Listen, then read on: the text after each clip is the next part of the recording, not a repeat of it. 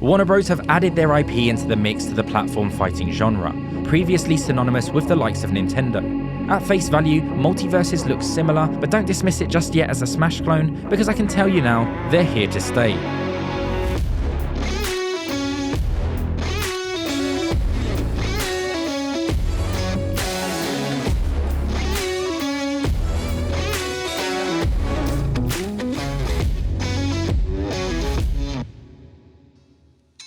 With a planned open beta release in 2022, Warner Bros. Were gracious enough to throw out some closed alpha keys our way, and we wanted to give our impressions of what it's like and where it seems to be as a complete package.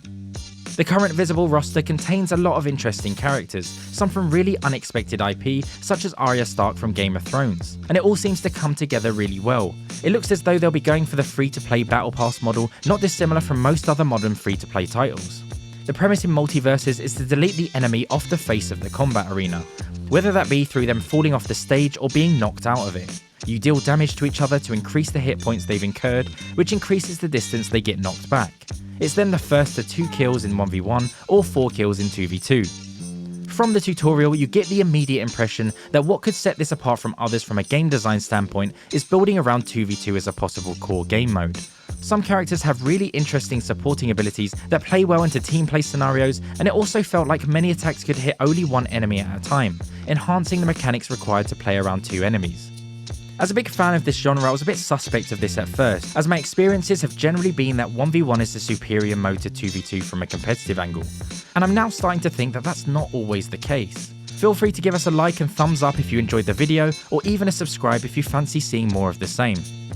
The one thing that became more and more obvious the more we played was just how well the dev team have been able to create a mechanical system of their own. Despite how similar the movement and the nature of the stages feel, my muscle memory was throwing me off a lot. The movement is fluid and it's overall really fast paced, albeit a little floaty at times, but where you can afford to play quite aggressively.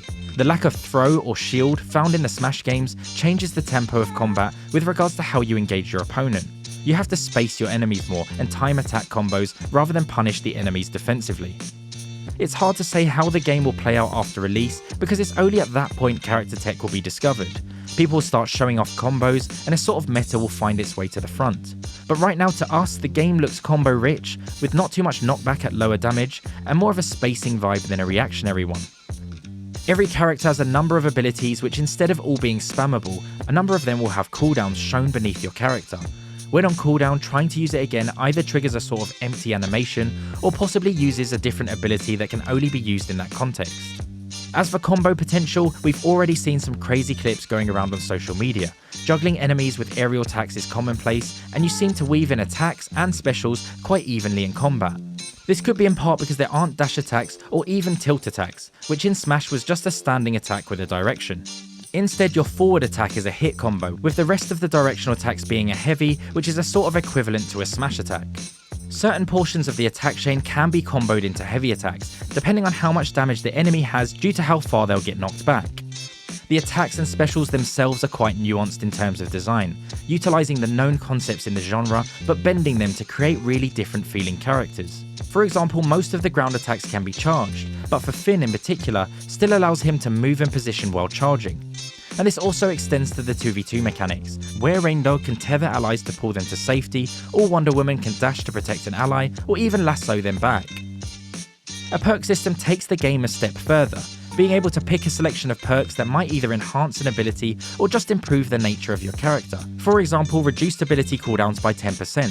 And then for team play, you get bonuses on the perk if your teammate also picks the same one, in this case upgrading it to a 15% cooldown reduction.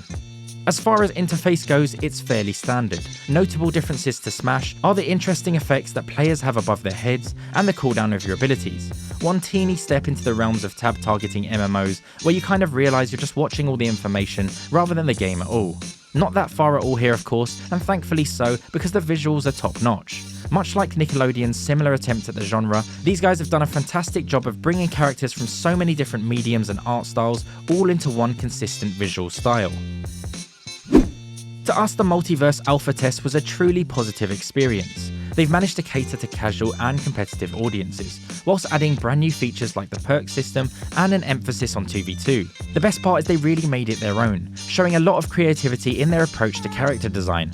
I see a bit of inspiration taken from the occasional move from Smash, but overall they're all entirely different characters. The test client didn't have local play available, which was a shame as I love the opportunity to have a couch session on games like Smash Bros PM and Nickelodeon All-Stars, and was planning to do so on this. The rematch system added some fluidity to the online play, allowing you to vote to engage in a best of 3 if you wanted to have a more conclusive victory or just enjoyed playing against each other in general. At least in the limited time we had, I felt that there was noticeably different off-stage play than in Smash. In most scenarios, you were either knocked back with plenty of tools to get back on stage very quickly, or otherwise just plain spiked or knocked off the edges. I'll save bringing up things I don't think are particularly good for the release review, as this was just closed alpha, and although close enough to release, it's subject to a bunch of changes, hopefully through feedback already provided by the alpha players. I must say, however, that I don't really have any concerns, although I'm slightly curious about the impact of the perk system in competitive play. Being able to tailor a particular aspect of the character's playstyle could be a great way to add variety to each individual character, but picking blindly into the other player's perks may unfairly skew the match in either player's favour. I don't know, we'll see.